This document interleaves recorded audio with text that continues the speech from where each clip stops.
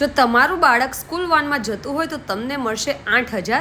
જય હિન્દ જય ભારત યોજનાના નામ વિશે આપણે વાત કરીએ તો રાજ્યના શિક્ષણ વિભાગ હેઠળની સરકારી તથા અનુદાનિત માધ્યમિક અને ઉચ્ચતર માધ્યમિક શાળાઓના અભ્યાસ કરતા વિદ્યાર્થીઓને પરિવહન પૂરું પાડવા માટે આ યોજનાનું નામ છે શાળા પરિવહન યોજના। ગુજરાતના શૈક્ષણિક ક્ષેત્રે વિદ્યાર્થીઓનો ડ્રોપઆઉટ રેશિયો ઘટાડવા અને અંતરિયાળ વિસ્તારના બાળકોને હાઈસ્કૂલ કે પ્રાથમિક શિક્ષણ માટે પ્રોત્સાહિત કરવાના હેતુથી રાજ્ય શિક્ષણ વિભાગ દ્વારા એક અત્યંત મહત્વાકાંક્ષી નિર્ણય લેવામાં આવ્યો છે, જેનું નામ છે શાળા પરિવહન યોજના। આ યોજનાથી બાળકો શાળાએ નિયમિત જઈ શકે।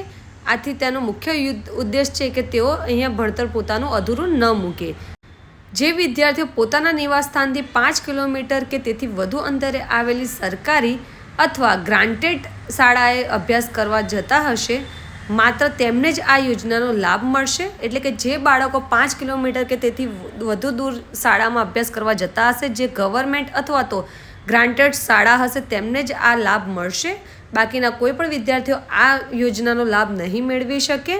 અને સ્થાનિક શિક્ષણ અધિકારી દ્વારા સત્તાવાર સરકારી પોર્ટલના માધ્યમના ડિજિટલ પોર્ટલ દ્વારા આ નક્કી કરવામાં આવશે।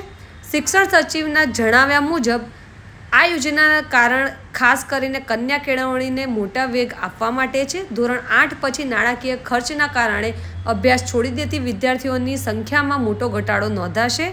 આથી આગામી અઠવાડિયાથી જ તમામ શાળાઓમાં આ યોજનાના ફોર્મ ભરવાના શરૂ થઈ જશે, જે તમારે શાળા દ્વારા આ ફોર્મ ભરવાનું રહેશે। હવે આ યોજનાનું ફોર્મ કેવી રીતે ભરવું, તો આ યોજના માટે તમારે સૌપ્રથમ જે તે શાળાના આચાર્ય ત્યાં તમારે સંપર્ક કરવાનો રહેશે, ક્લાર્ક અથવા આચાર્યનો। તેમને બાળકનું નામ, આધાર કાર્ડ અને બેંકની વિગત આપવાની રહેશે અને તમારે શાળામાં જમા કરાવવાનું રહેશે। શાળા દ્વારા જ આ જે ફોર્મ છે તે ભરવામાં આવશે।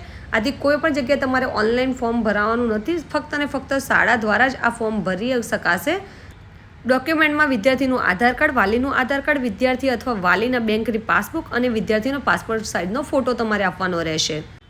આ યોજના જૂન-જુલાઈ મહિનાના દરમિયાન શાળા દ્વારા ફોર્મ ભરવામાં આવે છે। આથી જે પણ વિદ્યાર્થી મિત્રોને આ રીતની સિચ્યુએશન હોય અને તેમને હેલ્પની જરૂર હોય, તેમના સુધી આ માહિતી જરૂરથી શેર કરજો। તમારે શાળાનો સંપર્ક કરીને આ યોજનાનો લાભ લેવાનો છે।